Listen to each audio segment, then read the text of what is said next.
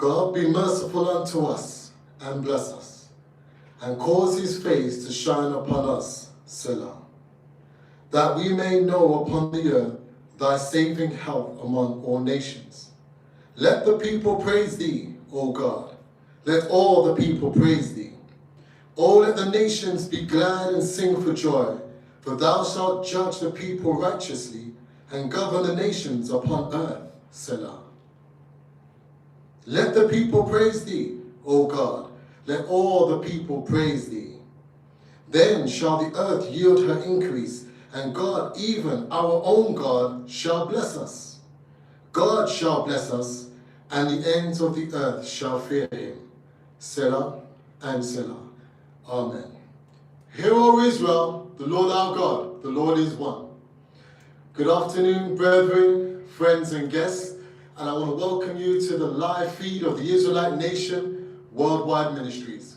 Today is a great day, and I'm pleased to be standing before you on this day, and I hope that everyone is feeling well. I hope everyone is safe.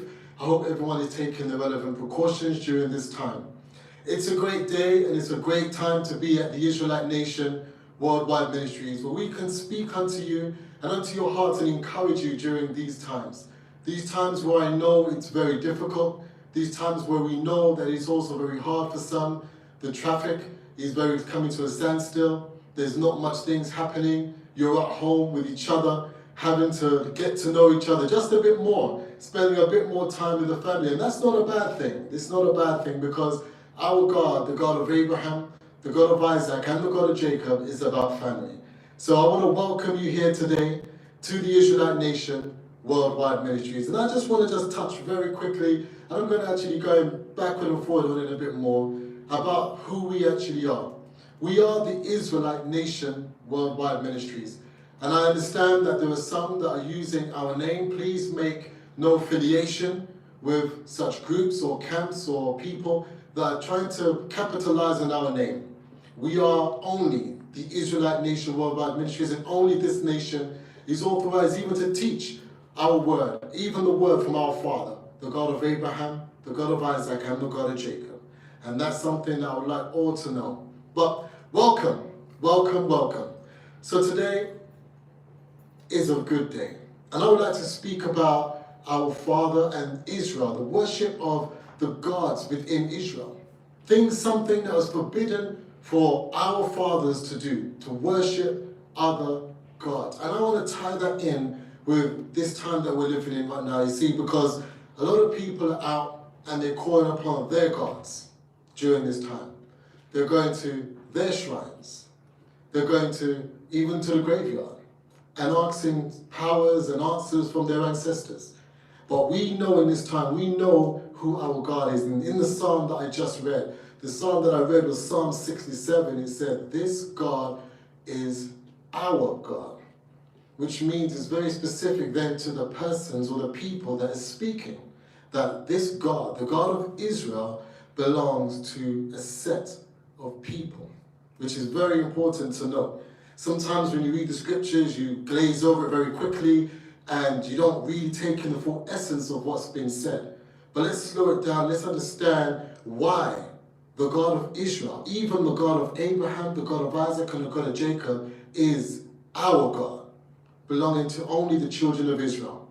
Now I know some of you have grown up and you thought that Jesus is God and all manner of things, and all calling the true and living God different types of names, and not understanding that you're calling on to another God, because our Father is very specific in whom we should call him. So I want to dive straight into the scriptures, by the way. And by the way, I just want to let you guys know that you're doing great. I know it's a hard time, but please be encouraged. Keep on tuning in, keep on sharing and commenting at the Israelite Nation, even our live feeds and on our Instagram feeds as well. Welcoming all of you. Please leave a comment, like and share, and we will do our best to get back in contact with you. But I want to go to the scriptures and see what the scriptures has to say about our God. So let's go to the book of Exodus. And I want to go to the book of Exodus, and I'm going to start from chapter 3. And what I would like to normally do is that we could read from verse 15, but I really want to get into the essence of who we are, and I want you to understand, I want you to feel comfortable with what I'm about to say, even from the Bible, from the King James Version. So I'm going to read from the very first verse of Exodus chapter 3 and verse 1. And it goes so. Now Moses kept the flock of Jethro, his father-in-law, the priest of Midian, and he led the flock to the backside of the desert and came to the mountain of God, even to Horeb. And the angel of the Lord appeared unto him in a flame of fire out of the midst of the bush. And he looked, and behold, the bush burned with fire, and the bush was not consumed. So we're understanding something incredibly spiritual has taken place with Moses. An angel appeared as a flame of fire. You have to understand, I mean, could we understand what that looks like, what that feels like? It's incredibly spiritual what's taking place. Let's read on.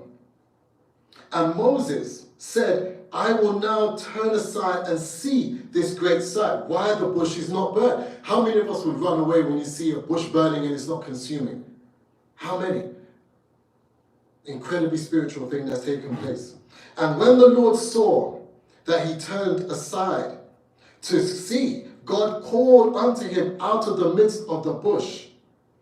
Again, eyes to see and the ears to hear of a spiritual thing that's just taken place. Not every person or every man, woman, boy, or girl was equipped or is equipped to see such level of spiritual things. It wasn't just anybody else that this angel appeared to, and even the voice of our God from the bush unto Moses. Again, very spiritual, very specific. Why Moses? Who is Moses? Moses is an Israelite from the tribe of Benjamin, Levi. And so, understanding who he is an Israelite. Again, so this God that everybody reads about in this book appeared to Moses, the Israelite from the tribe of Levi. He's a Levite. Very important fact to note. Very important fact, because we're beginning to understand the origins of this God, of our God, and who he's speaking to. Let's read on. From verse 5. And let's go up to verse 4 again. And when the Lord saw that he turned aside to see, God called unto him out of the midst of the bush and said, Moses, Moses. And he said, Here am I. And he said, Draw not thither, neither thither, put off the shoes off thy feet, for the place whereon thou standest is holy ground. So you got to come before it and show him respect. He heard the voice of our God calling unto him. And he answered, Here am I. And in respect, when you go into someone's home, you take your shoes off. You don't know where you've been walking all up and down. You come into the presence of our God. The shoes must be off thy feet. It shows humility. Again, there's instruction and there's a process that's being done here. Wonderful. Moreover, now let's get this understanding. Let's take this one real slow. Moreover, he said, I am the God of thy father, the God of Abraham, the God of Isaac, and the God of Jacob. And Moses hid his face, for he was afraid to look upon God. Now, this is where there should be no debate, no kind of argument about who our Father is. He identified himself. All those that know that when you have an identification card, you present that to the authorities, they know exactly who you are. Sometimes you don't have to speak. You just hand them the card and they know who you are. So our Father identified who he is by name. First, Moses hid his face. He was afraid to look upon God. Verse 7, and the Lord said, I have surely seen the affliction of my people which are in Egypt, and I have heard